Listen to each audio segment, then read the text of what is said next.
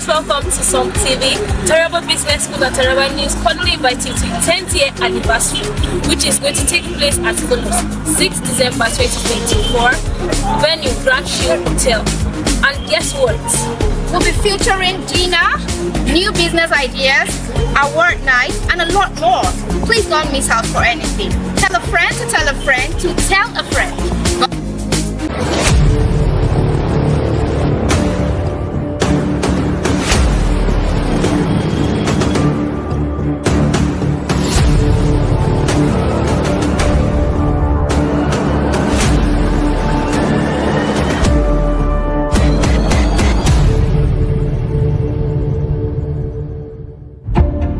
In a world where leadership and entrepreneurship are crucial for societal growth, one man has consistently demonstrated exceptional vision and dedication.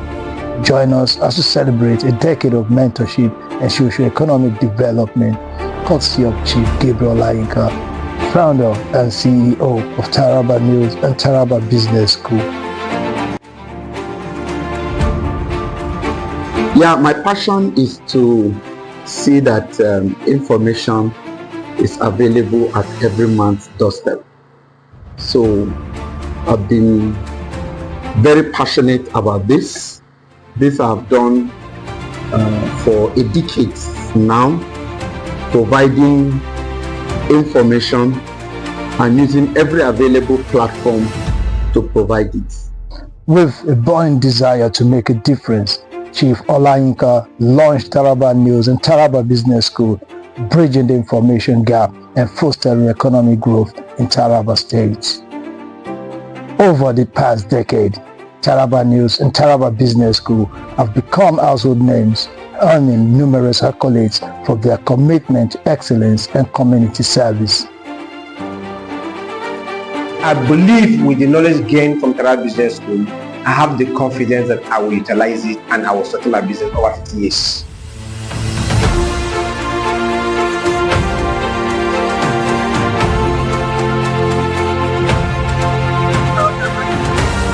Taraba News, una well done. I'm happy to see una. Taraba News na one of the Ogbonge station where they reign now for Jalingo. Thanks to una, they like that una show well and that una beautiful newscasters. Una advertisement man, I like am well. Everything about the show is very good and okay. Una well done. My shop there around this time. Make una try one day come visit me and advertise my goods for me.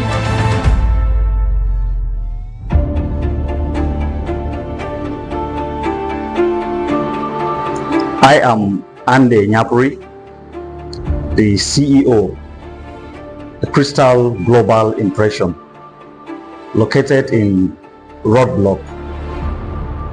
Taraba News has been instrumental in promoting our brand and connecting us with the Taraba market. Thank you, Chief Gabriel Olayinka.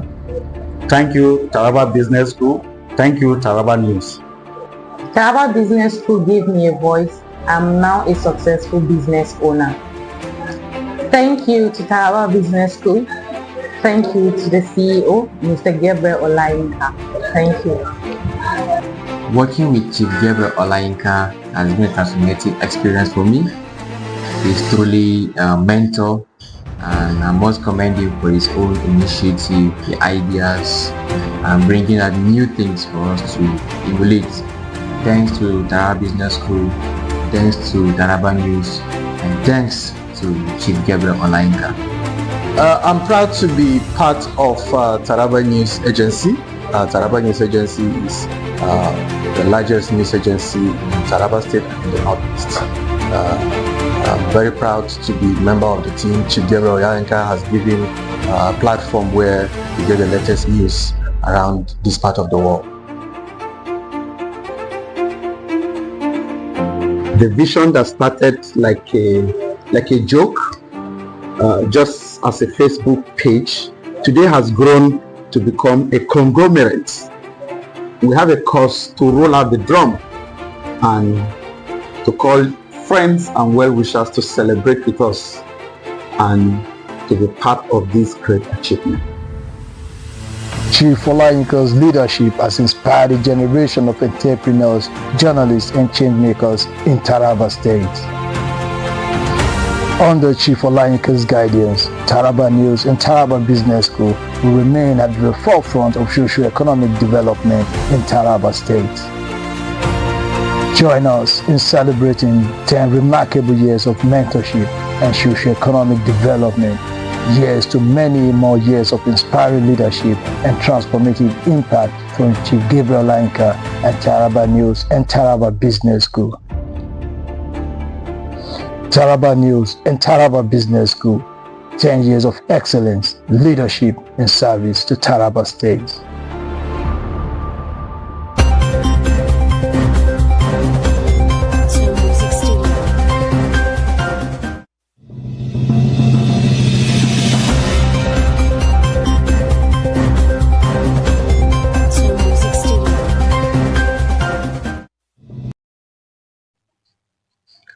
Good morning, Nigeria. This is the morning show coming to you from the studios of SUMTV, Jalingo, Northeastern Nigeria. I'm your regular anchor, Ira Daniel Kukwe. With me in the studio is our regular guest, public affairs commentator and director of programs at the SUMTV, in the person of Abraham Maida. You're welcome to the show. Thank you very much for having me once again. On morning show, we discuss issues as they have been featured on the cover pages of the Nigerian newspaper, and we discuss trending issues as they happened in Jalingo, in Taraba State, and the Northeast. We're going to take a short commercial break. When we come back, we are going to delve into the matters of the day. It is interesting. Stay tuned, please.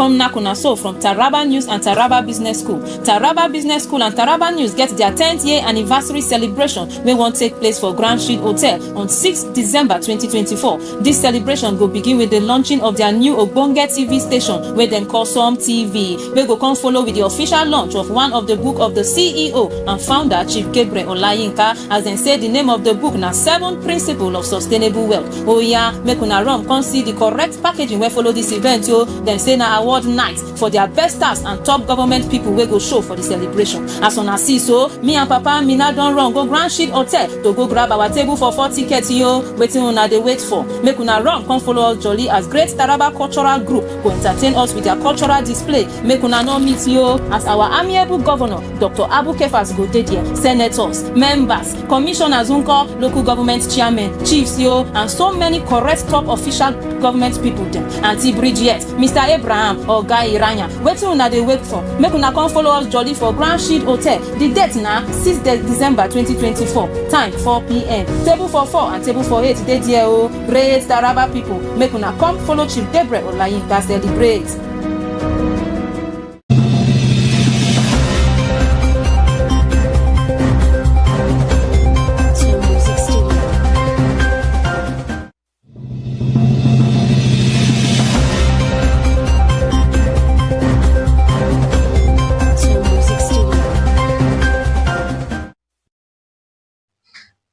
Welcome back. If you're just joining us, this is the morning show. On the show this morning, we're going to be connecting you with the Grand Shield Hotel, where we're going to be giving you live transmission of the 10th anniversary program of the Taraba Business School and the SUMTV. That will be after the morning show morning show program. Here we're going to connect you to the event center for some live transmission. Ensure to follow us there. But meanwhile, how are you prepared for the 10th year anniversary of our organization? Well, I'm good to go. Just like you say, it's something worth celebrating. And I don't think there's anybody that like excellence, that like good things, that like innovation and dedication, that wouldn't be happy to be part of this a decade of celebration. 10 years is not 10 years days. Is not 10 days. Chief Gabriel Olayinka. So we will all be there, and it's an opportunity to meet and mingle with our audience and people that we've been hoping to meet all these days. Let's talk about the captain of the ship, the CEO of Taraba Business School and Taraba News. How has it been in these 10 years? Well, if you look at 10 years and what he has achieved within these 10 years, you begin to wonder, is it 10 years or 20 years? Because if you look at what he has been able to achieve in 10 years. But working with him just within a short period of time has shown that he's someone that is capable of doing that. He's a workaholic to the core. He's down to earth. He's open to ideas and innovations. And he doesn't also rest on his oars. He's not a CEO kind of a leader. He is someone that leads from the front. I doesn't expect you to get things done for you while you are doing it. You might get to his office and you find out that what he gave to about 3 people to do, he has done it. So he's someone that leads from the front. Mr. Silas Godgift Walu, who has been with him for some time, described him as somebody that is innovative in such a manner that you can't afford not to develop yourself if you're with him. You can't afford not to develop yourself, work with it, because if he give you a task to do, just know that the task has been done by him. He just want 1 or 2 opinions, and by the time you get to it, if you do a shoddy job, he present his own version of the job to you, you will not be happy with yourself. But he's someone that is accommodating also. So he gives room for you to really want to give more to the organization. And that is where within this 10 years, he has been able to achieve this much. Okay, how about the red carpet? The red carpet is starting by 4. What are we expecting in the red carpet? And what are we expecting in the main events? Well, there's someone that lived in Lagos where red carpet events are events that very, very what the word they use, very touche and very classy. Okay. I'm expecting the best on the grand sheet today, and people should come around. They will see something of the first of its kind in Taraba happening on the red carpet. You could be rest assured that SUMTV crew and Taraba News crew will be there to usher people through the red carpet. I stand to be corrected. Could it be that this is the first red carpet event in Jalingo? Most likely. Well, there could have been other red carpet shows, but this is the best. All right. Now we're going to go straight to the Vanguard newspaper, where we're going to make analysis of the items that have been featured on the cover page. Just like I said earlier on, he's a public affairs commentator and the director of programs at the SUMTV. Okay, there's this major headline on the Vanguard newspaper. It's a tax reform bill. This issue of tax reform bill. Akpabio overrules Barao. Okay, what's your take? I think if you look at this story making the rounds, I think I would like to take it from the angle of News Direct. They did justice to that. Okay. To the where News Direct. Yeah, News Direct. Okay, it's a bill not suspended. Only president can withdraw. Yeah. By the time I went through what are the news from News Direct, I was able to get a good picture of what transpired. So yesterday, the Senate President said, contrary to what was made that went viral on yesterday, that the bill was not suspended, because this came during a sitting where the the Deputy Senate President presided over the bill. There were a lot of dragging here and there over the bill, and he constituted a 10-man committee to look into the bill. So what happened was yesterday, while they were having a conversation, the leader of the chairman of the committee raised up an issue. He said there's a misconception in the stories making the round concerning the bill. He said the information making rounds in the media suggesting that the deliberation of the bill has been suspended or withdrawn, that is disturbing. So the Senate President said the Senate cannot be bullied, that there is no suspension of the bill. What was done is a misconception of what they intended. What was done was for the committee to come together and work on it again. And he said, as a matter of fact, the bill has passed a second reading. So he said they should dismiss any report suggesting that the deliberations on the bill have been suspended or withdrawn. He now went further to say it's an executive bill. It can't be withdrawn by them. not suspended. It is only the president that can withdraw the bill. So he said every legislative process on the bill is ongoing. The only thing they did was for the Senate to constitute a committee to look into it, and that committee is working on the bill. So no legislative procedure has been suspended for the bill. So it should dismiss any stories, any misinformation from social media or media reports urging the public to focus on facts. Another issue that came up yesterday was the fact that a member of the committee, Senator Mongono, was replaced by another senator from Borno State, Shehu Kaka. So that is one of the major things that happened yesterday. And the chairman of the 10-man committee is Senator Abamoro. We had the comment sitting as soon as the panel was announced on Wednesday. So he also thanked the Senate committee, Abamoro from Benue State. So we believe that as soon as this committee sits, and I believe that even while they are sitting, there will be consultations around the country with the northern governors, the southern governors. The only thing I would advise is that we don't need to make this a regional thing. Let us look at the pros and cons of this bill. Let us look at it holistically. Let us look at it as Nigerians. Let us look at it as people that want to progress. Don't let us attach sentiments, regional sentiments to this. At the end of the day, this bill, passed or not passed, will affect every one of us. And at the point that we are now in Nigeria is a period where we need to really sit down and look at some of our laws and see how do we improve them, because it is quite obvious that what we've been doing in the past is not working. Will there be any improvement if it is not properly discussed, if it is not properly deliberated upon? I'm asking this question because of the position of Senator Godswill Akpabio, who choice of words, according to Vanguard, is he said Val Senate won't be intimidated, and on the Nigerian News Direct he mentioned a choice of words that is describing protests or agitation for the modification of this bill as intimidation and things like that. Don't you? Senator Akpabio is someone that he doesn't use so much discretion when using his words. So many times he has made some statements that I begin to wonder if he doesn't really check the words before using. But to be honest with also, there have been attempts by some people to deliberately misinform the public and intimidate everyone that has anything positive to say about this bill. That is not something that is hidden.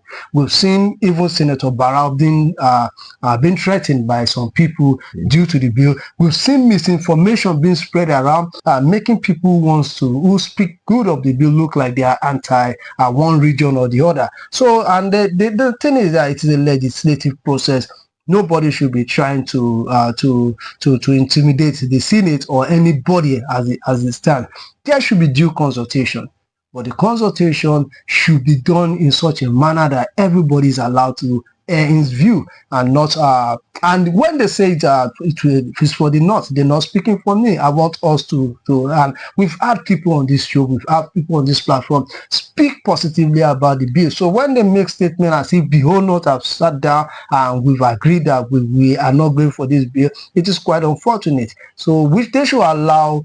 And I'm surprised that I'm here. I've not seen our members come to have consultations with us. I don't know, maybe have you. Do you have any platform anywhere whereby our representatives have come to have a discussion with us, and what do we feel about this bill? How do they even gauge our opinions on this bill? But people from the legislators from Kano seem to have these disagreements, so much so that the wedding of a relation of Senator Barrow was shifted from Kano. Most likely there could have been security reports that reached him to inform him that there is no need for him to hold the wedding in Kano. It was safer for him in Abuja than in Kano. It was due to those just due to such things that the Senate president made that statement, although he could have made it in a better way. There have been misinformation from some quarters to make it look like any northerner, especially in the northwest, that supports this is someone that is anti-North. That is why I told you I saw a flyer somewhere where someone wrote in Hausa and said the new bill is will ensure that before you bury the dead one, a loved one, family member, you have to pay tax to get that buried. So, and a lot of misinformation like that are flying out. The report is that what they're trying to do is to take money away from the north and give it to the south. But nobody's talking about PE. Nobody's talking about income tax. Nobody's talking about the fact that the exemptions of companies that earn below 50 million from the tax net. Nobody's talking about those that earn below 800,000 that will be exempted from the tax. These are the issues I was expecting us to trash out, not just to put the whole bill and hinge it on VAT. There is this report that some caucus, some Senate group, some Senate caucus from the South, led by Senator Siriake Dixon, throwing their support behind the position of Senator Godswill Akpabio. Don't you think this is some sort of degeneration of the whole scenario? The senators from the South are doing what some senators from the North are doing, opposing the tax reform bill. Then some senators from the South are supporting Senator Godswill Akpabio, which invariably is supporting the tax reform bill. Don't you think this is a way that can degenerate to some major fundamental challenges in the polity of Nigeria? That is the unfortunate thing that is happening in our country today. We tend to look at things from regional point of view. I find it strange that when issues like this come up, we begin to see South Senators Forum, North West Senators Forum, North Senators Forum. For crying out loud, whose interest are they running? They are only overheating the polity. I said it here that I see no reason why the Northern Senate Forum or whatever they call themselves will be coming and be making statements without due consultation from I mean, Northern, I have not gotten any consultation. The same thing goes for the South side. We shouldn't overheat the polity. We shouldn't make this look. Now, this is a justification to make it look like it's a regional struggle between the North and the South. This is uncalled for. We want to have this for the betterment of Nigeria. And the more you begin to support as a regional bloc, you're creating problems within yourself. So just the way I condemn the northern politicians who are making it look like the tax bill is anti-North, I will also condemn the southern counterparts who are forming groups to go and pressure on the state. They all came to the National Assembly individually. I'm sure they've not even consulted with their people. They just decided that this is the time to fight for the South or whatever they call it. But I don't see them come together as a regional group, whether the Northern or the Southwest, to fight for the common cause of the people. To look at it and say, this thing are pressuring during the minimum wage issue. And many of them came out as a pressure group to fight for the minimum wage of workers. So these are just political statements that are necessarily eating up the polity. Okay, let's go to another headline that is on the Vanguard newspaper. Privatization of power sector, total failure. That's a statement attributed to the Senate. What is your position, Mr. Abra? Well, this is visible to the blind and audible to the deaf.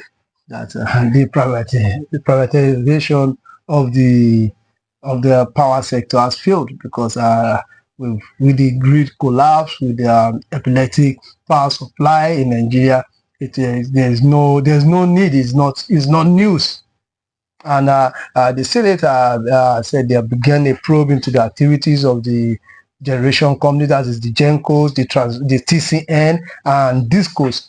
For failing to deliver reliable electricity, describing the power sector as a total failure. So this is obvious to Nigerians. It is not news to me because we at this end here know how they are performing.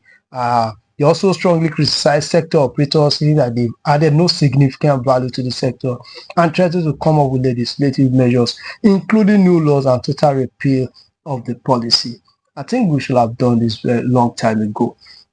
After like 3, 4, 5 years of the regulation that was then there and privatization, it was clear that some of these people don't have the capacity to do what they've been called upon to do. And even TCN as a regulatory body needs to do more in this aspect. Okay, if privatization of the power sector is a failure, and before we privatized the private sector, it was controlled by the government.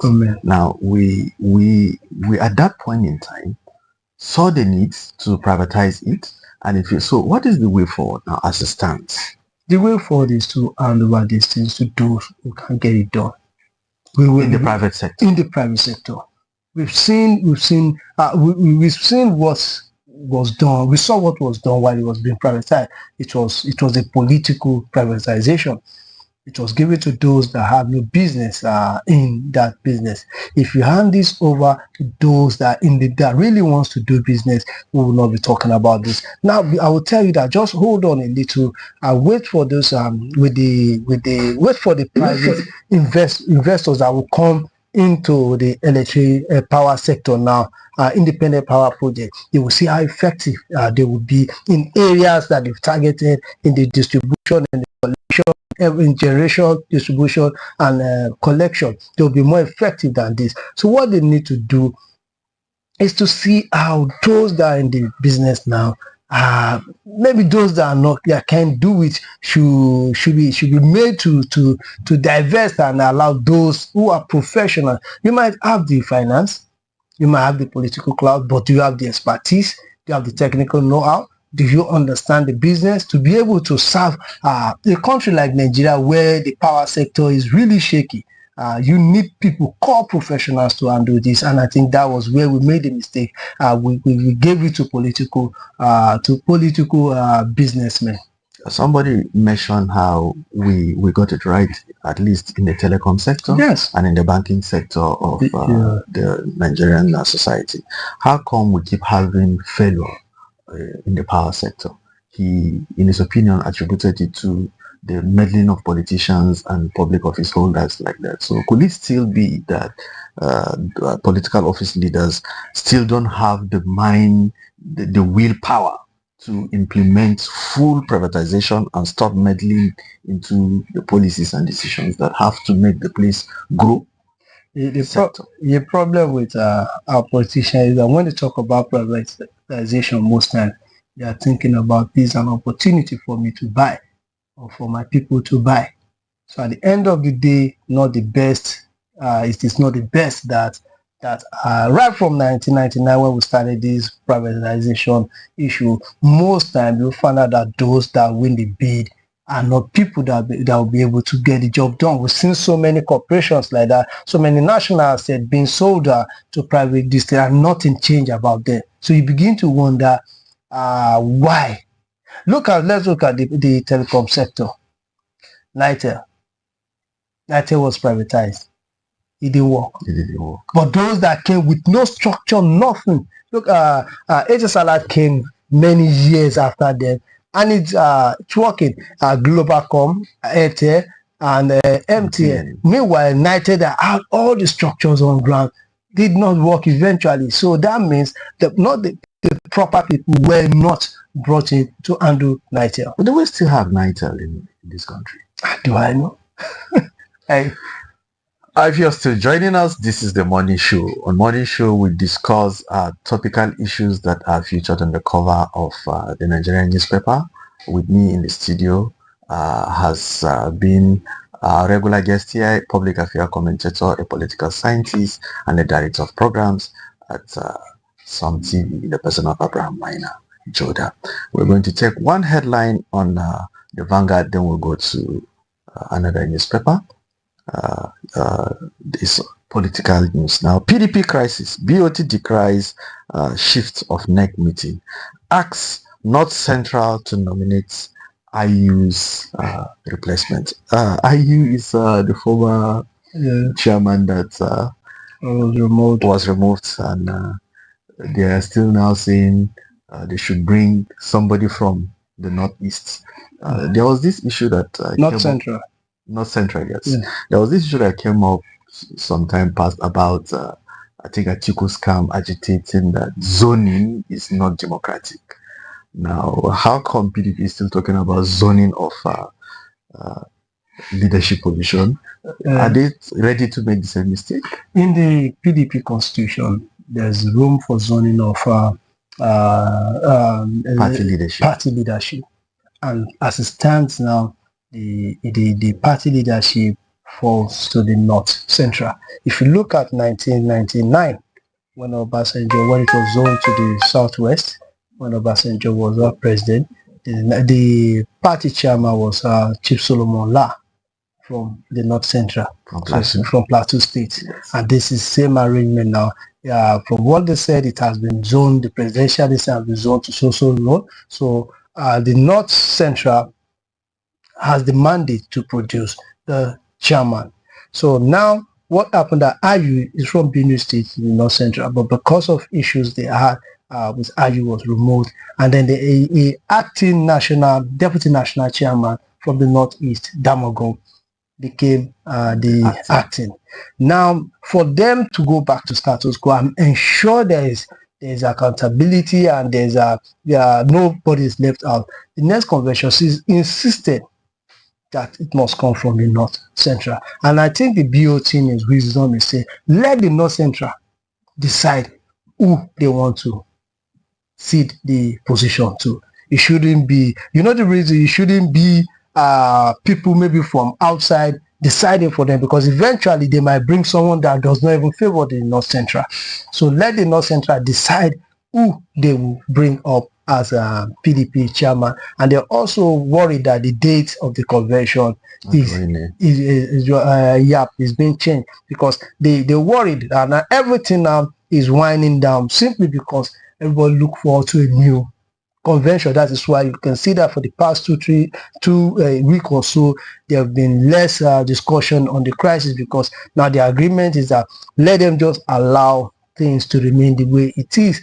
They don't unnecessarily heat up the party, and since the convention will be coming in 2025, so it is now time for, I'm sure they will have sensed maybe some people are trying to impose candidates on the North Central caucus. So that's why they're insisting that let the North Central decide who they want to represent them. So the North Central decide to not contest, will it still be accepted and recognized in the party constitution? Please tell me someone who has ever had an opportunity to be given this that they say, no. I don't think that we come up. There are 1,001 people from the North Central that will readily make themselves available for the position of chairman. There are speculations that the qualified persons in the North Central, according to the opinion of some people, that the qualified people in the North Central are not ready to contest, and those who are not qualified. Whose opinion is that? How did they come up with the idea of, when people have they have intentions, they create narratives. They begin to create narratives around. I mean, this is just one of it. Those that can hold this thing. Let the North Central come up and say we are not ready. Don't let anybody just begin to throw up narrative. It could be a plan by someone to stay put on the position. Okay, we now go to the Punch newspaper. We take this major headline on the Punch. 29 states spend 2 trillion naira on travels. Others, that's according to the report. State governors borrowed 533 billion naira, generated 1.92 trillion IGR, service debts with 658 billion naira. This is quite interesting. That a total of 29 state governors spent 1.994 trillion on recurrent expenditure, including refreshments, sitting allowances, traveling, and utilities in the first 9 months of 2024. So the first 3 quarters of 2024, they spent close to 1 trillion naira. It's also gathered that the states obtained within that period, first 9 months of 2024, that they also obtained a 533.29 billion loan, while it spent 658.93 billion to service its debt owed to local, foreign, and multilateral creditors. Now, this is where it gets interesting. However, these states fell short in their revenue generating target, collecting a total sum of 1.93 trillion as internally generated revenue, but fell short of the revenue target of 2.83 trillion, recording a deficit of 948 billion. You see, they are recording deficit in revenue generation, but I'm sure they are overshooting their expenditure. So this is the reason why we are like this. It is not far-fetched why we are still a struggling nation. There is nowhere in the world where governance is run like this and there's development. There is, no matter how blessed the nation is, if you don't have the leadership capacity to ensure that you give more than you are taking from the system, there is no way we'll develop.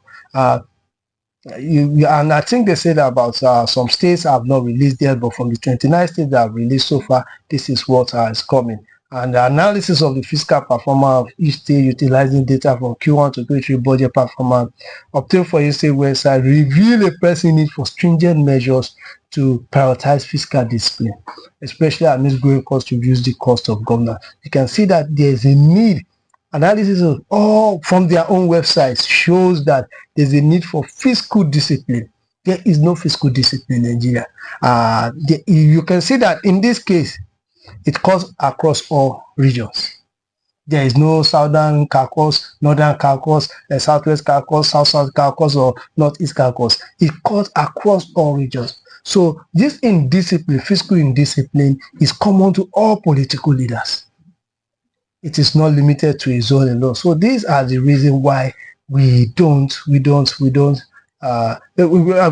among the states are Borno, Gombe, Kaduna, Kano, Kwara, Sokoto, and Ogun states are the ones without the latest data. Yes. Okay, you describing it as financial indiscipline, while somebody can assert that these are the things that needs to make the government run. You know, if some of these expenditures are not being done, you will discover that there will be some aspects of the government, maybe to paralyze the functionality of governance. Don't you think so? So I would like to ask a question. If you have if you have a business, you give a child 10 oranges to go to the market to sell, and the total cost of the 10 oranges is 2,000 naira, and the child goes to the market, come back with 5 oranges, give you 500, and incur debt of 1,000, and it tells you that if you don't spend that money, the business will not continue. I think we should begin to cut our expenditure according to our revenue. Yes, that's true. But what of this position that if you want to run governance like a business enterprise, that government will definitely fail, because it's not something that you invest to gain. There are instances where government will have to spend money without calculating the cost for security measures. That money should be spent on capital projects without thinking of the profit that will come from, not on travels, refreshment, allowances to cronies. The money, if the state generates 1 billion and spends 2 billion, borrow to spend 2 billion on roads, that is understandable. But again, we look at it, the result is quite clear. With all the spendings that have been done all these years, I haven't seen any redevelopment in Nigeria. The slow pace of development shows that we are not doing the right thing. We can't continue like this. Now, eventually, the key areas, the core areas that need funds have been starved of funds. That is why we are where we are, because you can't continue to spend more than you are earning. Well, okay, that is the reason why some are even against reforms. because of this feeding bottle system of always expecting money to come. Money you don't generate, you are spending it in a way that is not accountable. There's nowhere on earth and there's no reason on earth why one should support this kind of thing. Okay, we now go to the Daily Trusts. Daily Trust has this major headlines: reps move to stop multiple budgets, propose deadline for presentation. Something to say concerning this? Well, the reps, I think, in their I've not gone through that story, so I wouldn't really be able to speak much on what the reps said concerning that. Okay, let's take this headline on the Daily Trust concerning the statement of Sultan. He said, Islam not against girl child education. Islam is not against girl child education. Well, I totally agree with him. Islam is not against girl child education, because we've seen countries where there are Islamic countries that practice the Sharia law. They are Islamic republics, and you find out that they have a very well educated female population, woman population, even though they have their own, according to their cultures and laws, there are some restrictions for their women. When the area of education, they are allowed to be educated. And even if you look at it in this country, look at the Southwest, they have almost 50-50 population of Christian to Muslim, and they don't their women are not discriminated against when it comes to the area of education, and we can say that they don't practice Islam. So I think but where we have in this issue in Nigeria, where there's discrimination against the education of women, is mostly in the northern part of Nigeria. So it is actually not Islam that is against women education. It is a misunderstanding on the concept of Islam. And you can also see that it is not only women that it affects, even the young men in this part of the country are also affected by the fact that some wrong indoctrination made some people believe that Western education is not necessary, or Western education will reduce your spirituality. So the Sultan is correct, because we have already examples, and even in the north we've had we have thousands of brilliant female people in politics, in medicine, in the military, and even in sports. We've had people from the north who are of the Islamic religion, and they're doing absolutely well in education. Okay, we're going to go for a short commercial break now. When we come back, we'll discuss issues that are trending in Jalingo in the northeast, in Taraba State. It's a segment of the morning show that is promising to be very, very, very interesting, and you can't afford to miss it. Please stay tuned.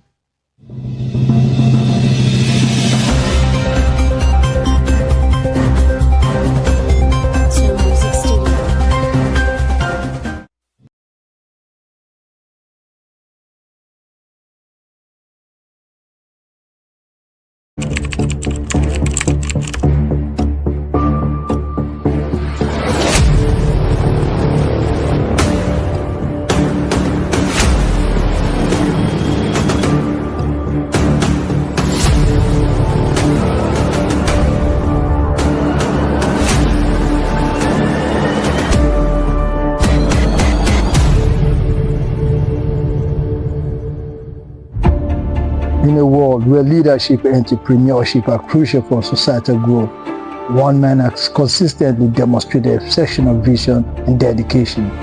Join us as we celebrate a decade of mentorship and socio-economic development, courtesy of Chief Gabriel Olayinka, founder and CEO of Taraba News and Taraba Business School. Yeah, my passion is to see that information is available at every man's doorstep. So I've been very passionate about this.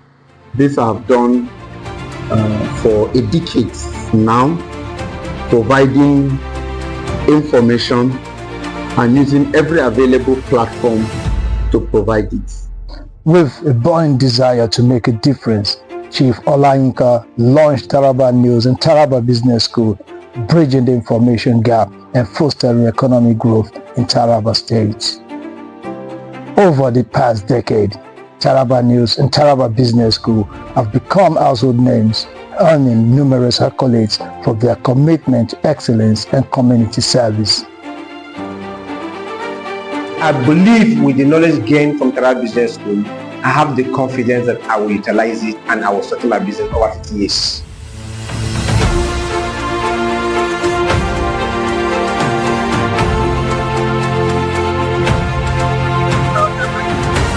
Taraba News, una well done o, I'm happy to see una.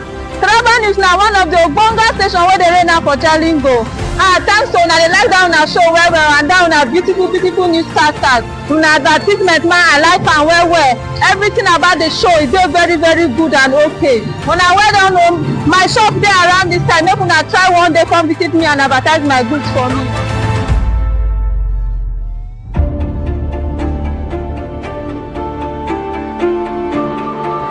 I am Ande Nyapuri, the CEO, the Crystal Global Impression, located in Roadblock. Taraba News has been instrumental in promoting our brand and connecting us with the Taraba market. Thank you, Chief Gabriel Olayinka. Thank you, Taraba Business School. Thank you, Taraba News. Taraba Business School gave me a voice. I'm now a successful business owner. Thank you to Taraba Business School. Thank you to the CEO, Mr. Gabriel Olayinka. Thank you. Working with Chief Gabriel Olayinka has been a transformative experience for me. He's truly a mentor, and I must commend him for his own initiative, the ideas, and bringing out new things for us to emulate. Thanks to Taraba Business School, thanks to Taraba News, and thanks to Chief Gabriel Olayinka. I'm proud to be part of Taraba News Agency. Taraba News Agency is the largest news agency in Taraba State and in the Northeast. I'm very proud to be a member of the team. Chief Gabriel Olayinka has given a platform where you get the latest news around this part of the world. The vision that started like a joke, just as a Facebook page, today has grown to become a conglomerate. We have a cause to roll out the drum and to call friends and well-wishers to celebrate with us and to be part of this great achievement. Chief Olayinka's leadership has inspired a generation of entrepreneurs, journalists, and changemakers in Taraba State. Under Chief Olayinka's guidance, Taraba News and Taraba Business School will remain at the forefront of socio-economic development in Taraba State. Join us in celebrating 10 remarkable years of mentorship and socio-economic development. Years to many more years of inspiring leadership and transformative impact from Chief Gabriel Olayinka and Taraba News and Taraba Business School. Taraba News and Taraba Business School, 10 years of excellence, leadership, and service to Taraba State.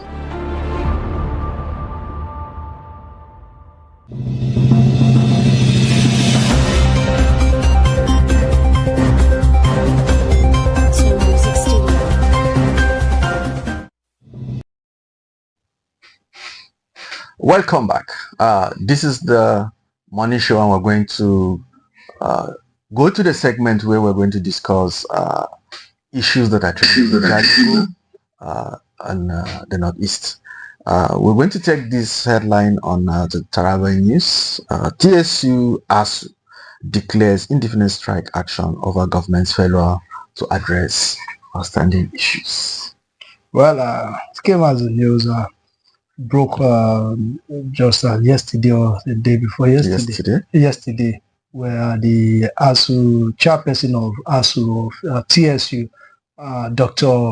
Mbavi Garba, cited a litany of unresolved issues that have been plaguing the university for years. Let me quote it. Say this includes the lack of functional pension scheme, non-payment of salary backlog, failure to constitute a governing council, non-payment of earned academic allowances, exclusion from minimum wage implementation, and inadequate funding of the university.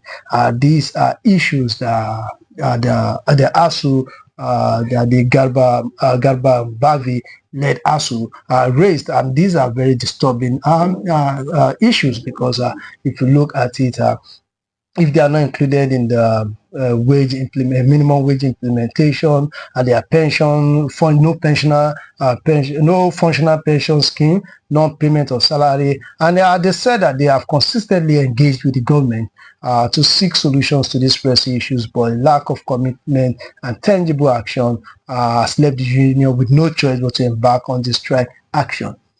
Based on what they said they've engaged severally, and there is no tangible commitment from the government. I think it will not be out of place for them to seek for a way to press their needs, because these are genuine concerns. These are genuine demands from them. These are not demands that we can say they are frivolous demands. These are things that I do for them. If I was one of them, and I don't have a functional pension scheme, I don't have a backlog of salaries not being paid, I'm not enjoying the minimum wage, it is something that will be of concern, because there will be a lack of motivation to get the job done, and they are in a critical sector, especially a sector that is one of the key areas in which the government wants to focus on. So the Taraba ASU, from what the Taraba TSU ASU, from what they said, have every right to go into strike. But on the part of the government, a statement by Taraba State government. I think before we go to the position of the government, there are responses online and statements that are making the rounds that they should not have gone for the strike at this point in time, especially when students are in the middle of their exams. They say the indefinite strike action has brought academic activities at the university to a grinding halt. Is it reasonable for ASU to go for a strike in the middle of exams? Well, is it reasonable for lecturers in higher institution not to have to be owed backlog of salaries? It's not reasonable, but I think the timing is wrong. They should have been more considerate. Well, maybe they're looking at striking the iron while it is hot. At the expense of the students? They also have children they pay in their school fees elsewhere. Their own welfare too is at stake. So I'm not someone that supports. I've always said it that most times strikes don't achieve what they are meant to achieve. But before I blame the strikers, I always ensure that I point out that the fault belongs to those who were supposed to do what they are supposed to do. If these things are not issues, I don't think anybody will think or going on strike. The most important thing is that we should not always allow things to degenerate to this level, because as we will look at it, this is Christmas coming. They have bills to pay, they have rents to pay, they have with the cost of things, and they look at it. They've been having this discussion. Why don't they strike when it will hit the most? If they are strike when there was no exam, nobody will care. Probably they've given warnings in the past. So you have to pick the way. You have to be strategic, and I think they were strategic with this. With the exams ongoing, I think even the students with the student union will support them so that they get this thing done on time, and they write the exams and leave for the end of the year. Okay, you wanted to discuss the position of the government earlier. Yes, according to on the side of the government, according to a statement released by the governor through a press release by Emmanuel Bello, the Special Advisor, Media and Digital Communications to Taraba State Governor, has called on the striking lecturers of the Taraba State University to return to the negotiating table. The governor appealed to the lecturers to reconsider their action, as dialogue is still the best option to conflict resolution. It's calling on the government it's calling on the striking lecturers to come back to the dialogue table. And he's also commended the lecturers for their understanding in the past, but urged them to exercise some patience as government is a gradual process. Now, reading this, I like the position the government is taking. The government is not confrontational. First of all, pleaded with them to come back to the negotiation. He also went ahead to understand, to say that they've been understanding the past and they should exercise more patience. You know, this kind of statement is a statement that will make the ASU to look at, okay, they want to listen to us. They are not confrontational in their distance. So I think this is a good one coming from the government. They are showing a sign that yes, they really have the intention to continue negotiation. He said the administration is working on outstanding agreements and other related issues. He also stressed that the lecturers remains its partner in the effort to provide free education. There is no way the policy of the government on education will work out without partnership between ASU and the government. So I think with the tone of this letter, I believe that the leadership of TSU ASU will understand that, okay, this is a government that is now ready to go into confrontation with them. It's a government that can dialogue, and I believe maybe today or before Monday, I believe a resolution will be reached. We have been speaking with Abraham Minor Joda, who has been our guest on this program. I will be discussing trending issues as they have been featured on the cover pages of the newspaper in Nigeria and in Taraba State. At this point, we draw the curtains for this program. We appreciate Abraham Minor for coming. Thank you very much. We appreciate your insight and the discussion. Yeah. We appreciate also our master control operator in the studio, in the person of Silas Godjiv Tuwalu. Ensure to follow us on other programs as they have been lined out on the programs of SUMTV. Then by 4, we are bringing you live broadcast of our 10th anniversary. The 10th anniversary of Taraba Business School and Taraba News is going to come to you live on our channel. Ensure to follow us by then. I remain your uncle Ira Daniel Kukui. Stay blessed.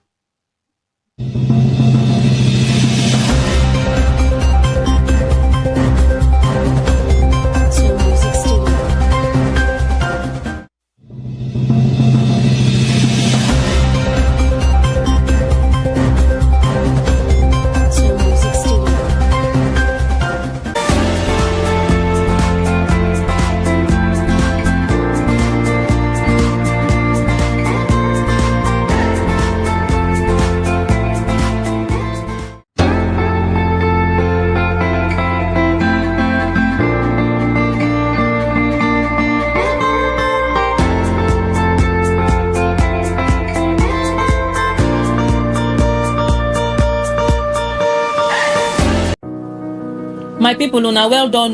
Na correct tori I carry come knack una so from Taraba News and Taraba Business School. Taraba Business School and Taraba News get their 10th year anniversary celebration wey wan take place for Grand Street Hotel on 6th December 2024. This celebration go begin with the launching of their new Ogbonge TV station wey dem call SUMTV, wey go come follow with the official launch of one of the book of the CEO and founder Chief Gabriel Olayinka, as dem say the name of the book na 7 Principles of Sustainable Wealth. Oh yeah, make una run come see the correct packaging wey follow this event.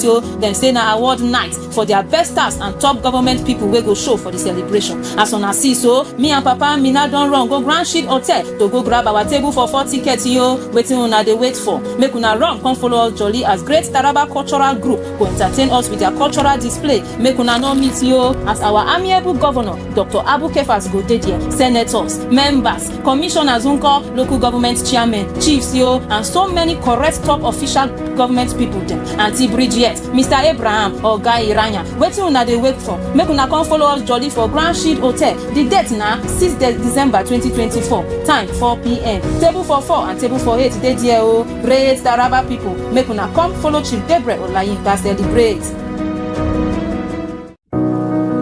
My people, una well done o. Na correct tori I carry come knack una so from Taraba News and Taraba Business School. Taraba Business School and Taraba News get their 10th year anniversary celebration wey wan take place for Grand Shield Hotel on 6 December 2024. This celebration